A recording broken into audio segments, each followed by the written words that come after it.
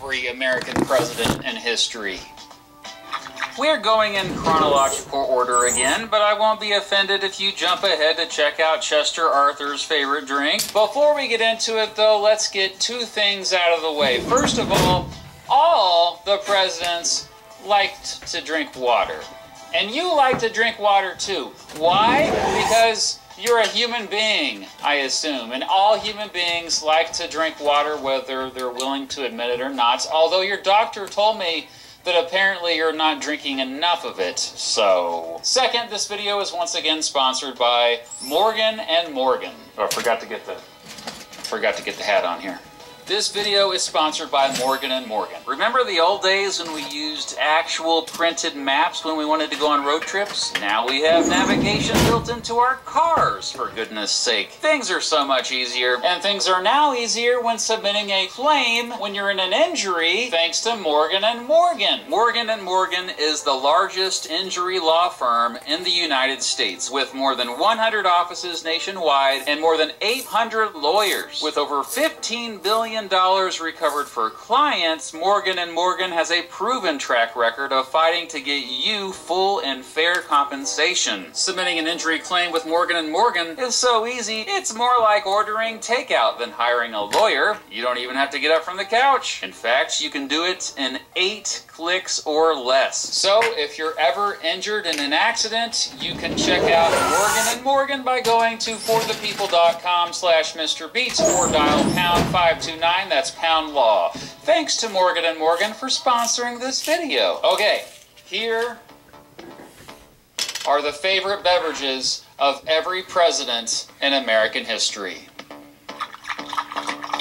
George Washington. Our first president was a big fan of Madeira wine, a fortified wine he regularly imported from the Portuguese Madeira Islands. He also loved a spiced, brandy-based cocktail named Cherry Bounce. Those were for special occasions, though. More often than not, Washington drank beer and a dark porter. He also owned a distillery near Mount Vernon that produced whiskey, which he sold, of course. When Washington wasn't drinking alcohol, he was drinking milk, tea, and coffee. John Adams. Adams also loved Madeira wine and apparently woke up most mornings promptly pouring himself a glass of cider, and often hard cider, meaning cider with alcohol in it. He also loved tea, but vowed to give it up during the American Revolution due to it being, quote, unpatriotic, since it was strongly associated with the British. After that, he mostly drank coffee instead. Thomas Jefferson. More than anything, Jefferson was known for loving wine. During his first term as president, he apparently got in trouble after spending more than $10,000 on wine, which is more than $200,000 in today's money. Even after his presidency, he came back to the White House to advise Presidents Madison and Monroe on the proper wine to buy for parties and stuff. Now, his favorite wines came from France, of course. He even produced his own grapes and made his own wine at his Monticello estate in Virginia. With mixed success. He also brewed his own beer. While Jefferson enjoyed imperial tea, he was more of a coffee snob. He particularly enjoyed coffee grown in the Caribbean islands and in Indonesia. And yeah, of course he roasted his own beans. James Madison. Madison drank coffee and tea, but didn't drink alcohol that much.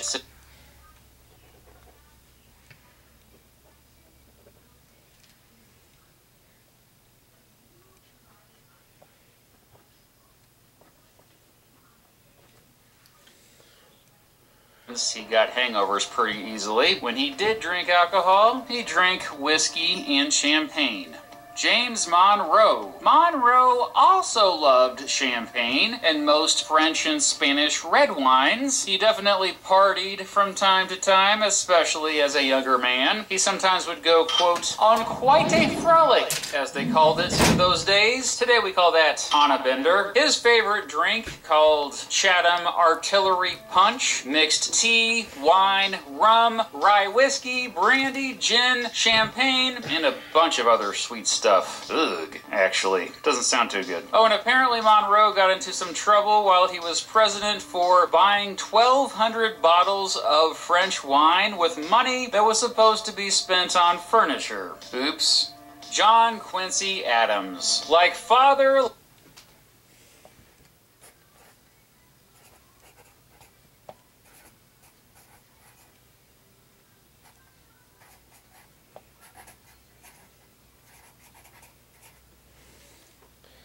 like son. JQ also loved Madeira wine and cider, like his dad, John Adams. He also was a regular coffee and tea drinker. Andrew Jackson, whiskey. Just, whiskey. Like Washington, Jackson also distilled whiskey at one point. In 1799, his distillery burned down. John Quincy Adams. Like father, like son. JQ also loved Madeira wine and cider, like his dad, John Adams. He also was a regular coffee and tea drinker. Andrew Jackson, whiskey. Just, whiskey. Like Washington, Jackson also distilled whiskey at one point. In 1799, his distillery burned down, destroying 300 gallons of whiskey. After still having to pay an excise tax on whiskey, he asked Congress to refund the tax he had paid. Congress politely denied his request. When Jackson wasn't drinking whiskey, he was drinking coffee. Martin Van Buren. Van Buren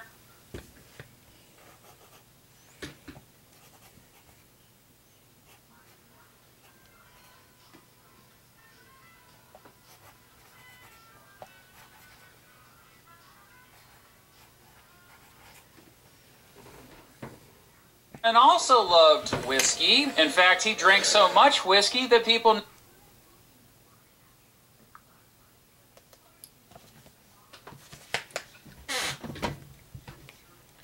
Come on, computer, work. I don't want to...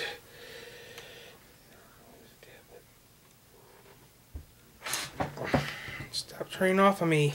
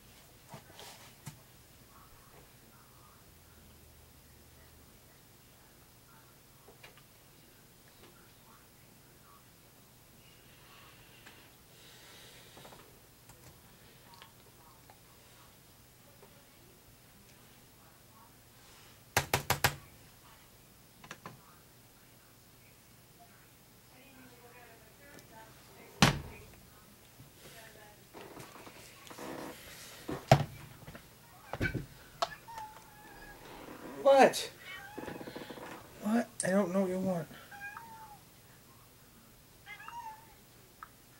Martin Van Buren. Van Buren also loved whiskey. In fact, he drank so much whiskey that people nicknamed him Blue Whiskey Van. Apparently, Van Buren also drank buttermilk.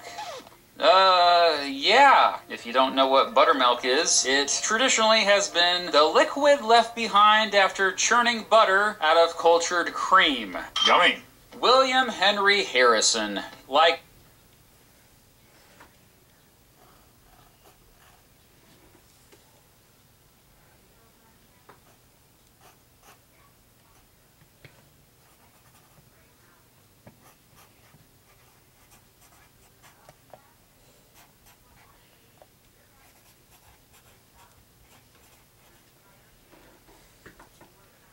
John Adams, Harrison loved hard cider. After Harrison's political opponents talked trash about him drinking too much of it as he ran for president in 1840, the Whigs embraced the accusation, making it part of his campaign with the slogan, "Log cabin and hard cider," to make it seem like Harrison was a man of the people. John Tyler.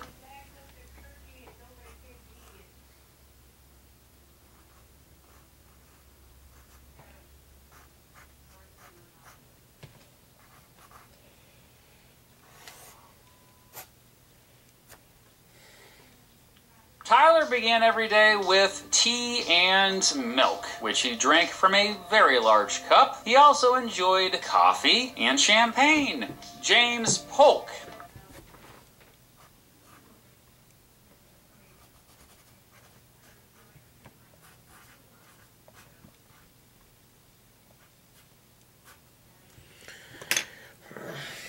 Polk also loved champagne and drank a bit of brandy and wine. Caffeine was more of his drug than alcohol, though. He began every day with coffee and often drank it all day long. Zachary Taylor. Well,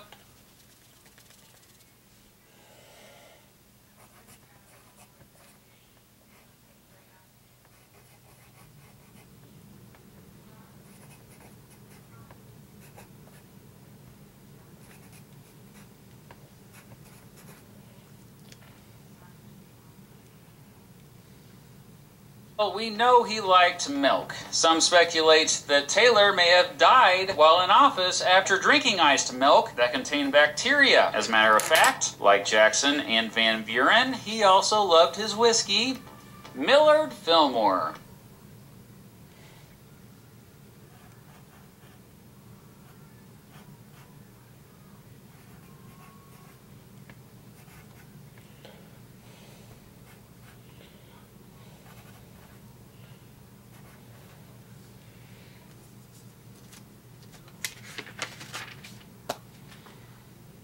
Fillmore enjoyed tea, specifically oolong tea, which traditionally comes from China. He didn't drink alcohol that much, but when he did, it was usually wine. Yeah, this next president, unfortunately, did drink alcohol too much.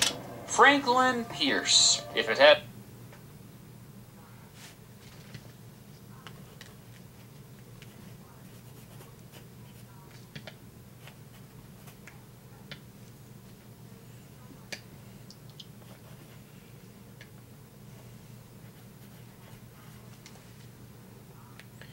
alcohol in it, he probably drank it. He reportedly began every morning with a glass of cognac. After Pierce lost re-election as president, he allegedly said, quote, "There's nothing left to do but get drunk." He suffered from alcoholism for much of his adult life and died of cirrhosis of the liver at 65 due to his excessive drinking.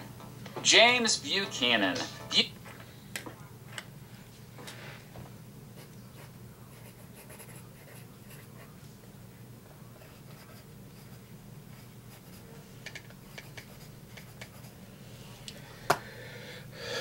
Buchanan took his coffee black and strong and drank it pretty much every day. Similar to Washington and both John and John Quincy Adams, he loved Madeira wine. He also occasionally drank champagne, whiskey, and sherry. And finally, we get to our first teetotaler, Abraham Lincoln.